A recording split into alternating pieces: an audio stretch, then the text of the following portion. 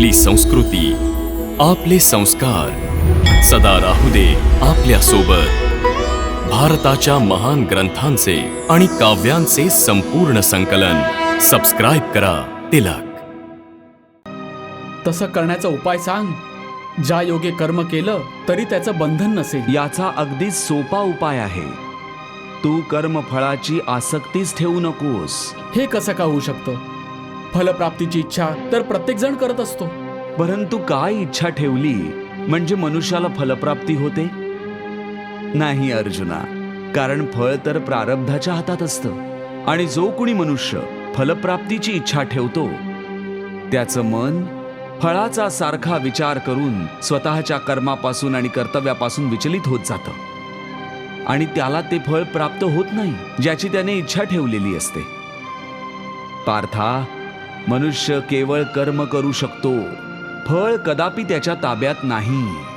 केशव, जर कर्मफळाची प्राप्ती मनुष्याच्या अथवा त्याच्या कर्माच्या ताब्यात नाही तर त्याने कर्म का करावं?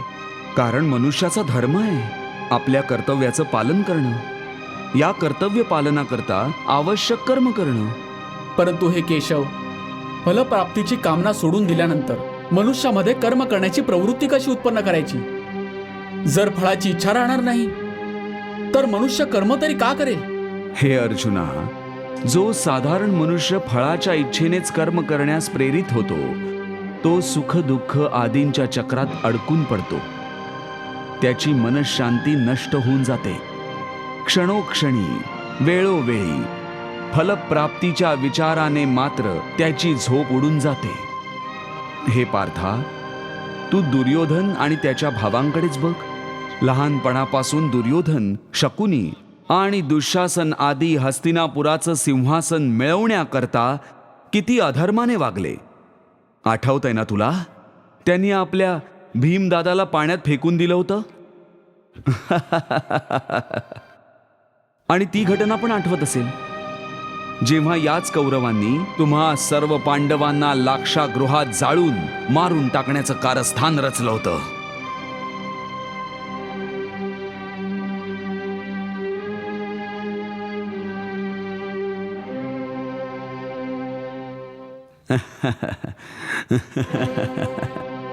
किती उत्कृष्ट कारस्थान रचलं होतं त्यांनी. त्या आगीतून तुम्हा सर्वांना जिवंत बाहेर पडणं अशक्य होतं. किती योजनाबद्ध कर्म होतं ते. परंतु त्या कर्माचं फळ त्यांना मिळालं नाही. कारण प्रारब्ध मात्र काहीतरी वेगळंच होतं. अशा प्रकारे त्यांच्या इच्छेविरुद्ध जेव्हा सर्व प्रयास विफल झाले तेव्हा त्यांनी तुम्हा सर्वांना कपट कारस्थानाने योजना करून 12 वर्षांचा वनवास आणि 1 वर्षाच्या अज्ञातवासात पाठवून दिलं होतं. परंतु वारंवार प्रयत्न करून सुद्धा कौरवांना त्यांच्या इच्छेप्रमाणे फळ मिळालं नाही. ते हे विसरून गेले होते की कर्मफळ प्रारब्धानुसारच मिळतं. या दुष्कर्मांच्या चक्रामध्ये ते खूप वाईट अडकलेत पार्था. आणि ज्या फळाची ते कामना करता आहेत ते फळ त्यांना प्राप्त होणार नाहीये.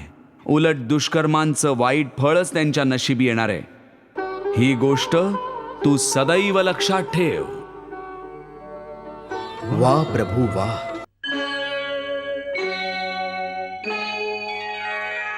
म्हणजे धर्मपालन करत असताना मनुष्य कर्म तर करतच राहील आणि कर्म करत राहील तर संन्यास कसा घेऊ शकेल? देवी, जर तुम्हाला असं वाटत असेल की संन्यास घेतल्यानंतरच कर्म करणं सोडून द्यायचं तर तुम्ही भगवान श्रीकृष्णांचा उपदेश समजूनच घेतला नाही. होय प्रभू, त्यांचं म्हणणं स्पष्टपणे मला कळलेलंच नाहीये. म्हणूनच तर मी तुमच्याकडून समजून घेऊ इच्छिते. देवी, ते तसं नाहीये जसं तुम्हाला वाटतंय. जगात जगण्यासाठी प्रत्येक प्राण्याला कोणतं ना कोणतं कर्म करावंच लागतं जे जगण्यासाठी अनिवार्य आहे, आवश्यक आहे. जसं पोटाची भूक भागवणं प्रत्येक जीवासाठी अत्यावश्यक आहे, इतकंच काय तर स्वतःच्या पोटाची भूक भागवण्यासाठी संन्याशी देखील भिक्षा मागूनच गुजराण करतो. याचा अर्थ असा आहे की कोणीही कर्मातून मुक्त होत नसतं.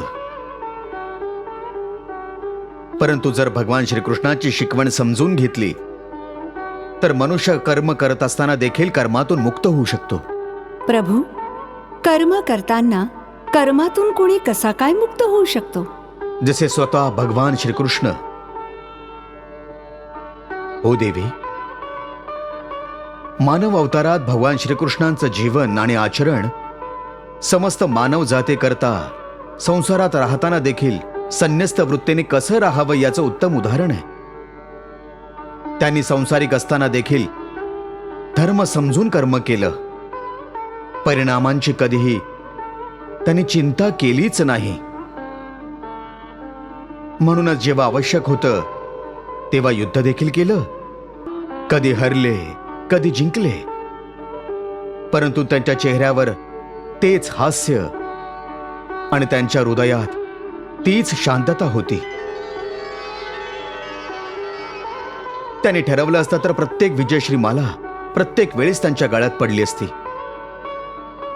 पण त्यांनी कर्म करताना देखील लाभ व हानी व त्यांच्या परिणामांची चिंता नाही केली कधी, आणि स्वतःच्या कर्तव्य पथावरून कधी ढळले नाहीत.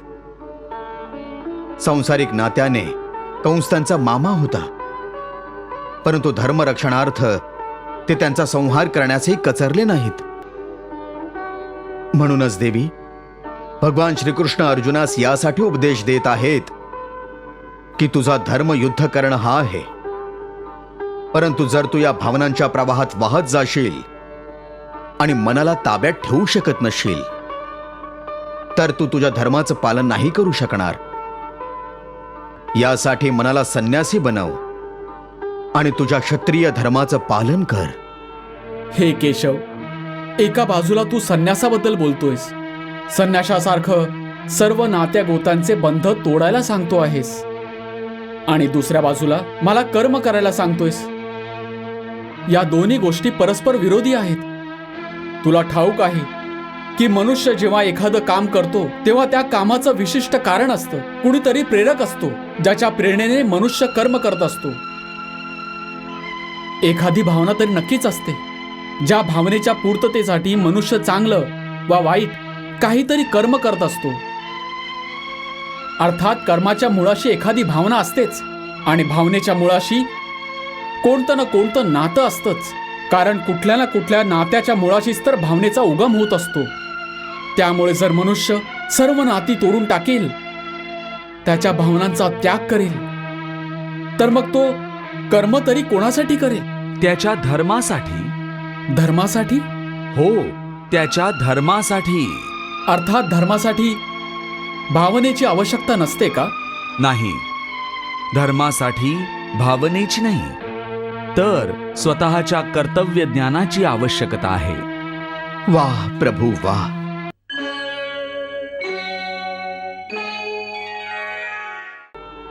हे केशव, एका बाजूला तू संन्यासाबद्दल बोलतोयस, संन्यासासारखं सर्व नात्या गोतांचे बंध तोडायला सांगतो आहेस, आणि दुसऱ्या बाजूला मला कर्म करायला सांगतोयस.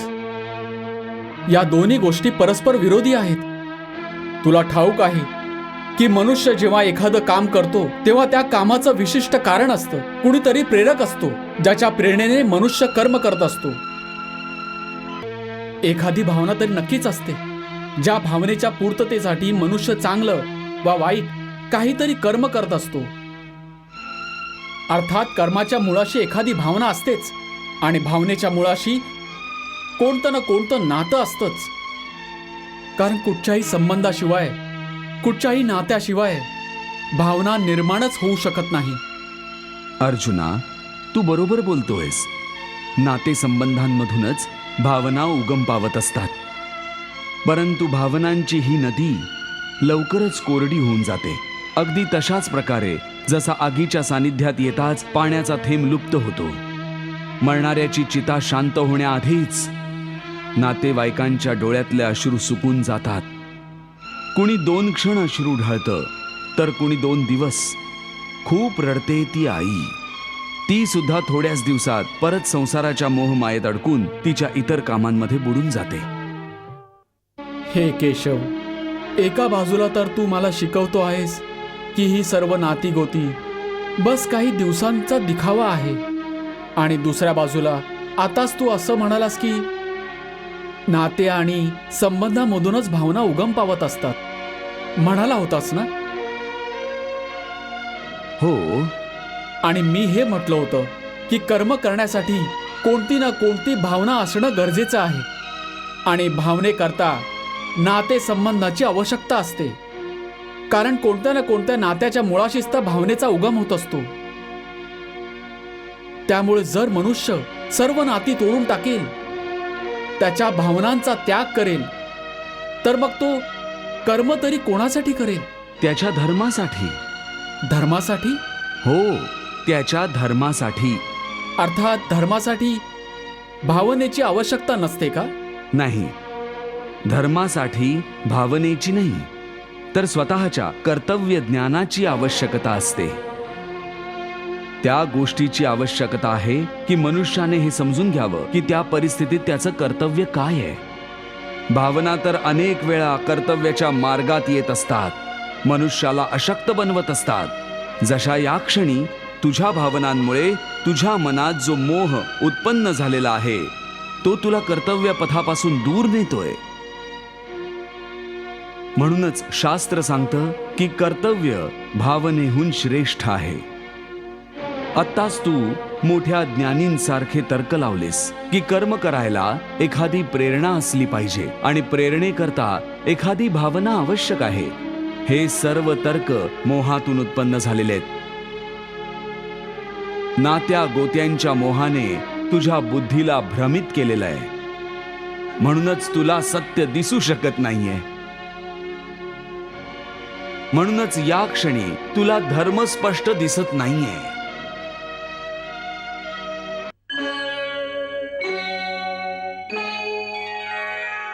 हे अर्जुना, कर्मांचा त्याग कधी होऊच शकत नाही, कारण कुणीही प्राणी एक क्षण देखील कर्म न करता राहू शकत नाही. सर्वजण प्रकृतीमुळे उत्पन्न झालेल्या गुणांद्वारे प्रतिक्षण कर्म करण्यास बांधील आहेत. त्यामुळे जर प्राणी कर्म करण्यासाठी विवश असेल तर निदान त्याने कर्म अशा प्रकारे करावं जसा एखादा यज्ञ केला जातो.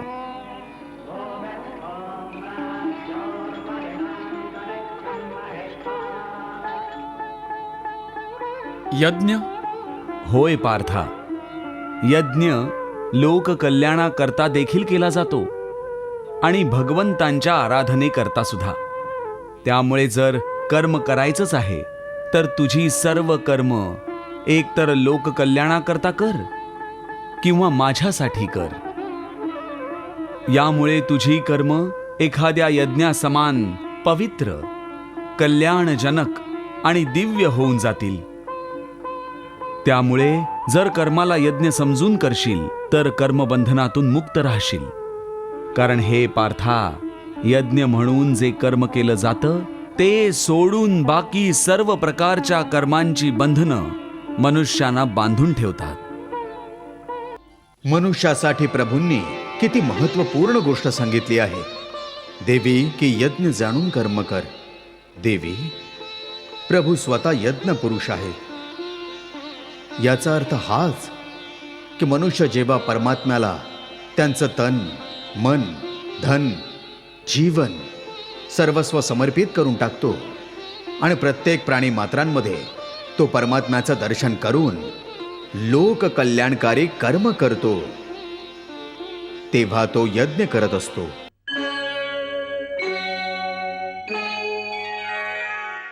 हे अर्जुना, शास्त्रांमध्ये अनेक प्रकारच्या यज्ञांचं वर्णन आहे ज्यांच्याद्वारे प्राणी देवतांची आराधना करून त्यांना प्रसन्न करून घेतात.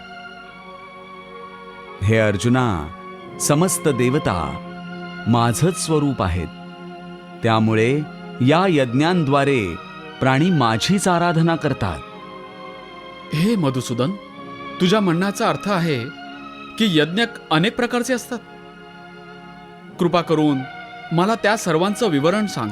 पार्था, आधी हे समजून घे की यज्ञ काय आहे. स्वतःच्या एखाद्या श्रेष्ठ वस्तूला, स्वतःच्या धनसंपत्तीला, स्वतःच्या एखाद्या विशिष्ट भावनेला किंबहुना स्वतःच्या एखाद्या तीव्र इच्छेला माझ्या परमात्म्याच्या चरणी समर्पित करून टाकणं यालाच यज्ञ म्हणतात. स्वतःच्या प्रिय वस्तूचा त्याग हीच यज्ञाची मूळ भावना आहे. म्हणूनच शास्त्र सांगतं की यज्ञामध्ये आहुती दिल्यानंतर जे अन्न मागे उरतं ते ग्रहण करणारा मनुष्य सर्व पापांतून मुक्त होतो. आणि जे लोक केवळ स्वतःचंच पोट भरण्याच्या उद्देशाने अन्न शिजवतात ते तर पाप भोजनच करत असतात.